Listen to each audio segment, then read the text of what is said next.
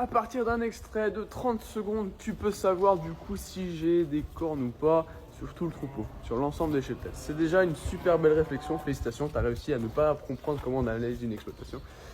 Et du coup, je vais te montrer que tu as tort, mais en 10 secondes, on va faire juste devant moi. Là, on sort les vaches, tu vois qu'une petite partie du troupeau, je vais te montrer le nombre de cornes qu'on voit. Une, là, tu vois. 2, 3, 4, là-bas, là, on a. 5, là-bas, on les voit. Après, elles sont loin parce que les vaches, elles sont déjà à 500 mètres devant le reste du troupeau. Donc en fait, selon toi, si mes vaches n'ont pas de cornes, c'est forcément que je suis un éleveur industriel. C'est déjà un sacré raccourci. C'est comme si je disais, à partir du moment où tu habites à Paris, tu as un gros bobo écolo. On est dans le même type de raccourci. Et du coup, pourquoi on enlève les cornes sur certaines vaches et pourquoi on ne les laisse pas pousser de vraies belles cornes comme on voit des fois sur les photos?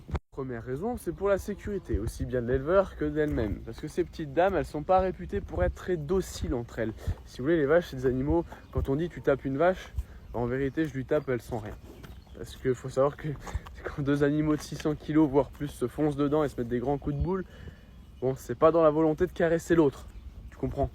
Et que si elles ont des cornes, bah, elles se blessent. Mais elles se blessent pas qu'un peu. Et du coup, si elles se blessent fort, ben c'est pas top quoi.